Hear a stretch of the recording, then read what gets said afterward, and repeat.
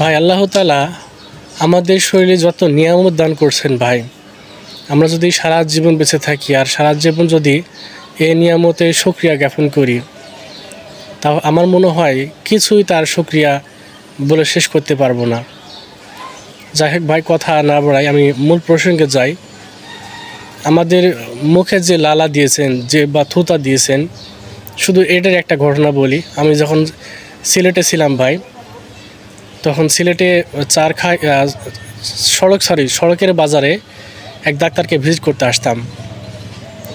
কম বেশি সপ্তাহে 2-3 বার ভিজিট করি। তো একদিন আমি ভিজিট করার জন্য তার রুমে ঢুকলাম, দেখলাম যে 5 থেকে 6 বছরের একটা ছেলে আপনার ওই সাইকেল অ্যাক্সিডেন্ট করছে।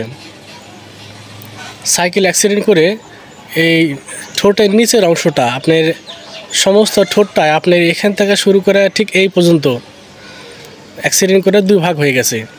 ভিতরে দাঁতটা সম্পূর্ণ দেখা যাচ্ছে। তো আল্লাহর কি মানে কুদরতের ভাই, আমি দেখলাম যে ওই ছেলেটার সমস্ত ঠোঁটটা ফেটে 2 ভাগ হয়ে গেছে, কিন্তু তার গেঞ্জিতে সামান্য কিছু 2-4 ফোঁটার রক্ত পড়ে আছে। আমি কৌতূহল হয়ে ওই ডাক্তার ভাইকে জিজ্ঞেস করলাম, আচ্ছা বস, এই ছেলেটা যে অ্যাক্সিডেন্ট হয়েছে তাতে তো আসলে ব্লিডিং হয়ে তার তো আপনার রক্ত শূন্যতা দেওয়া দরকার, তার তো কিছুই হয়নি রে ভাই। দেখতেছি যে সামান্য ঠোঁটে কালো কিছু অংশ বোঝা যাচ্ছে, রক্তের কিছুই তো নাই। তো সে বললো, ভাই আসলে আমি যখন উসমানী মেডিকেল কলেজে যখন ইন্টার্নি করতেছিলাম, এরকম আমি অনেক পেশেন্ট দেখছি, অনেক রোগী আসলে আমার ইয়েতে আসছে।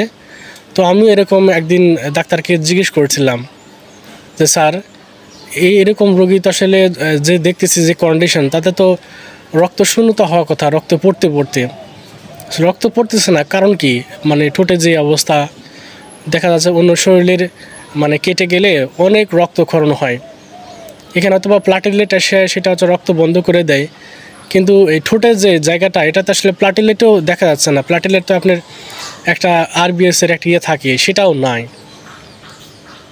তো উনি যখন ডাক্তারকে জিজ্ঞেস করেছিল, ডাক্তারটা বলেছিলেন যে আল্লাহ তাআলা আমাদের জিহ্বার মধ্যে এই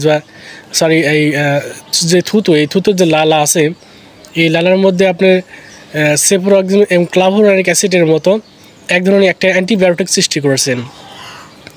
এই অ্যান্টিবায়োটিকটা আপনার ওই কাটা অংশে গিয়ে বার্নিং তৈরি করছে। এই কারণে তার রক্তক্ষরণটাও হচ্ছে না, আর তার ইয়েটাও আপনার ইনফেকশনও তেমন একটা ইয়ে হচ্ছে না। দুটোর উপরেই কাজ করতেছে।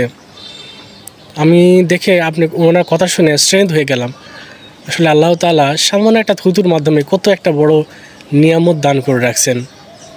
আমরা যদি সারা জীবনও আল্লাহ তাআলার প্রশংসা করি, তাও আসলে মনে হয় কিছুই শেষ করতে পারবো না।